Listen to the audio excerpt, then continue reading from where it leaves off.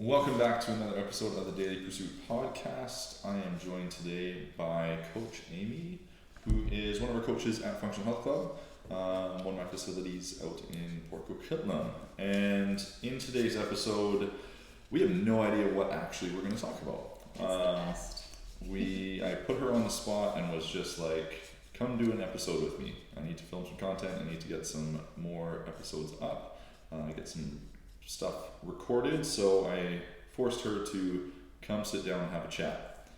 So what did we want to talk about? You said something just recently, which was, what was it, getting over yourself? Getting over yourself, getting Getting out of your over way. yourself. Yeah, getting out of your own way. So why getting over yourself? What did that come from? Well, I could have been sitting in the other room right now and doing anything else except this, but Yes. I thought, what a great opportunity, so might as well just get over it and just jump in. I like just an ounce of prep sometimes, but sometimes you don't get that. You just have to get in there and do the thing. As uncomfortable as it might feel. Kind of like the run yesterday. So enjoyable. So those of you guys that don't know, if you haven't seen my Instagram page, a whole group of us have decided to go do a run in Whistler in like 14 weeks.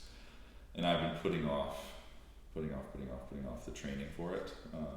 Running's not my thing. Running's not the thing that I enjoy doing. If I can do anything training wise, it's not running. It'll be anything else. But at the same time, I like to push myself, get over myself with the stuff that I don't like. And so yesterday was day one of going for a run, which involved a lot of bullshit, a lot of just getting over myself verbally, just verbal diarrhea for the first kilometer or so.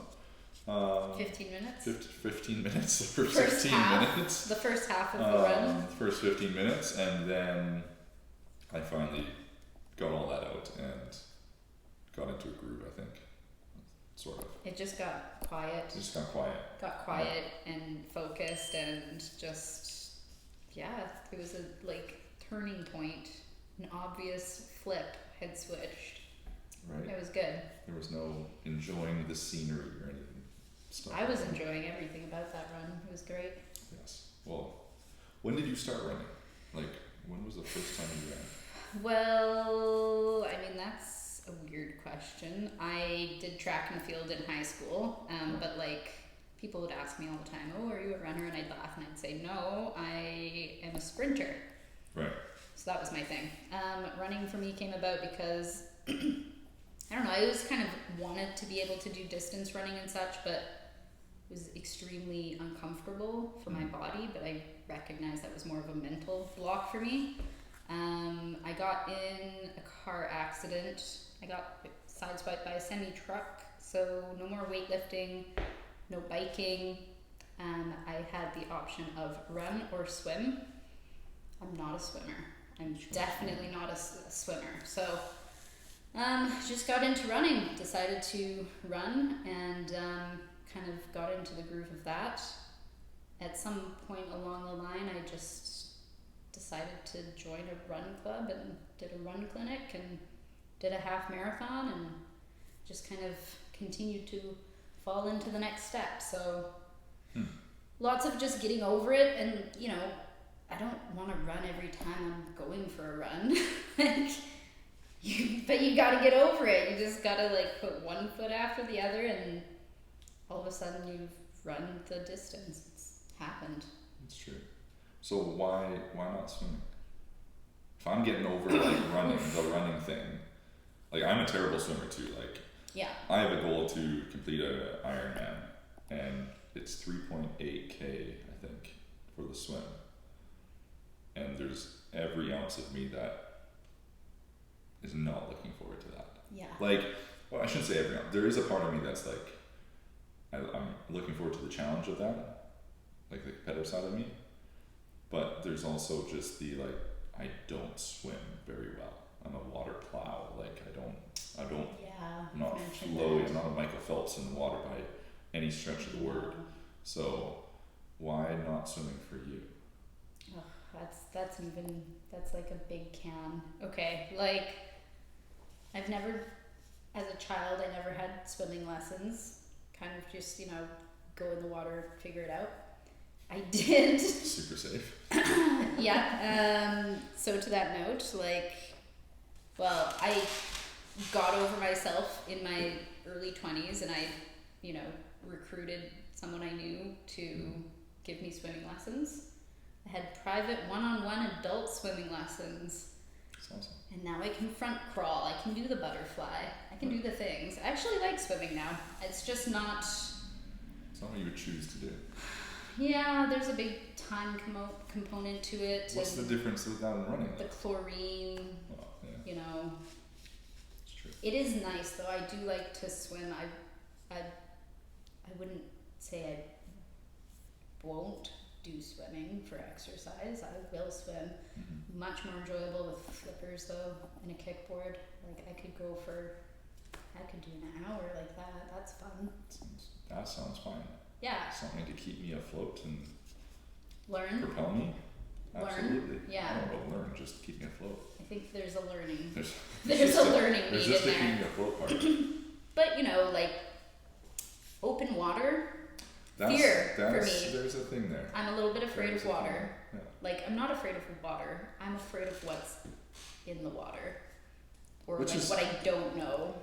So it's like fear of the unknown, right? Well, just I want to do the Ironman in Penticton.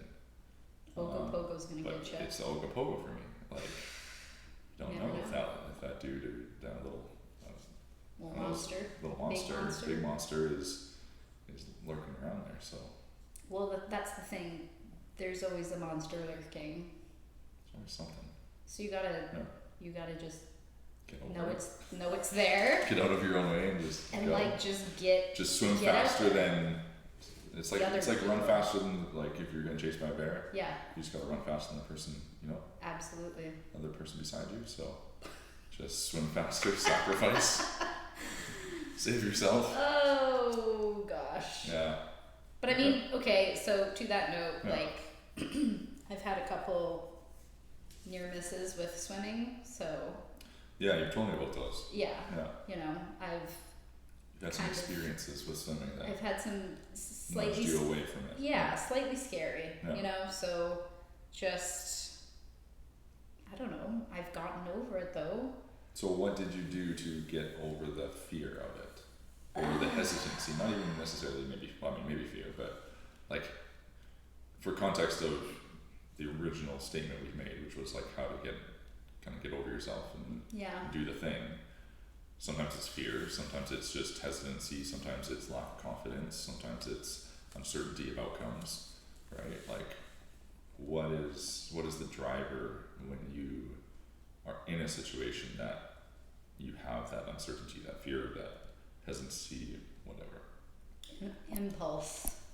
You have to make a decision and don't give yourself time to think about things external to the time that it's going to happen. Process things however you need to process it, write it out, have conversations. Make your decision external to that time.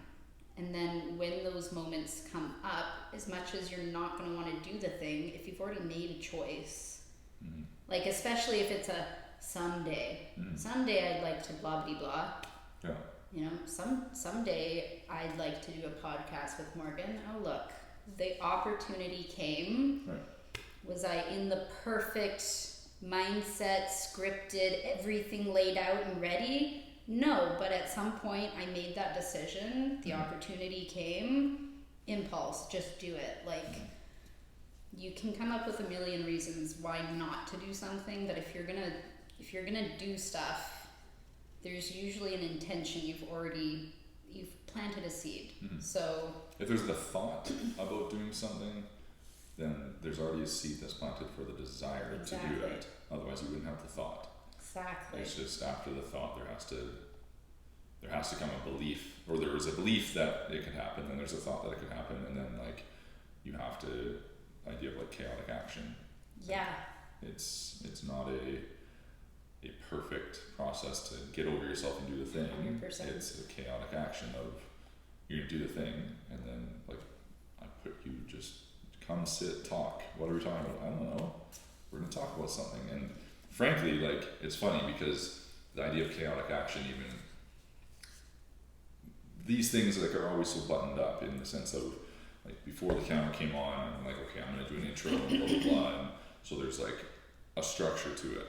When in reality, I think what would make it even better is what was happening before the camera came on, before the recording button came on, which was just like chaotic action of conversation, which actually makes it better in the sense of like, and this is just a topic that's, or a thought that's coming to my mind right now, which is in future, I'm going to play with recording episodes that aren't perfectly structured in like me doing intro, like, you know, getting over myself as far as I need to have an intro statement and blah blah blah, versus just like, okay, if I'm sitting down with someone, we're gonna sit down, I'm gonna say, okay, press record and just let it flow and talk, and then at some point I can come in and be like, oh yeah, hey, welcome to the Daily Pursuit Podcast, blah blah blah blah. So yeah, you have to create an opportunity in that sense though, like no, and that's it, you've just planted the seed. In the future now, impulse, when there's an opportunity, you'll pull someone in on an impulse and get recording about, again, whatever stuff. Yeah. Cool. So I think the big thing is just feel the fear and do it anyways. Like I love that line because I don't know, it's an emotion. You can't always let your emotions dictate how you're gonna live your life, because otherwise you're just gonna be swirling around. They change.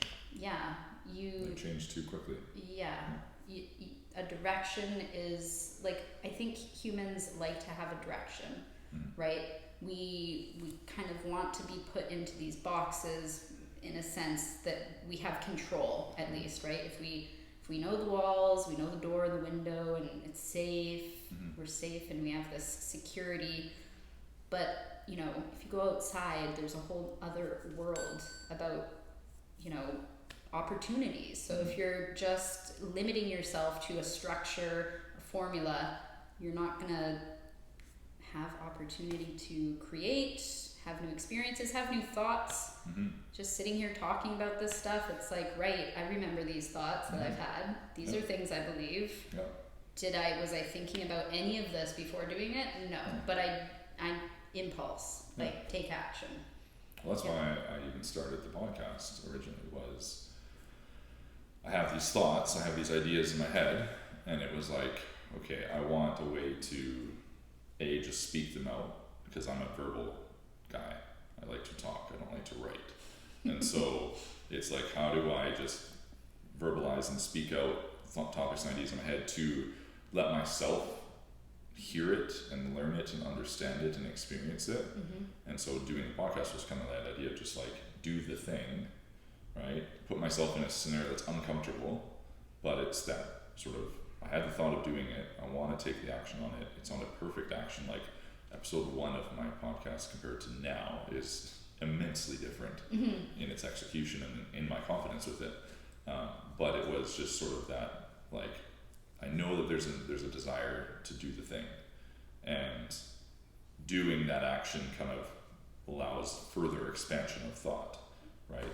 Sitting and having a conversation on a topic, even just myself having a conversation with myself for those episodes.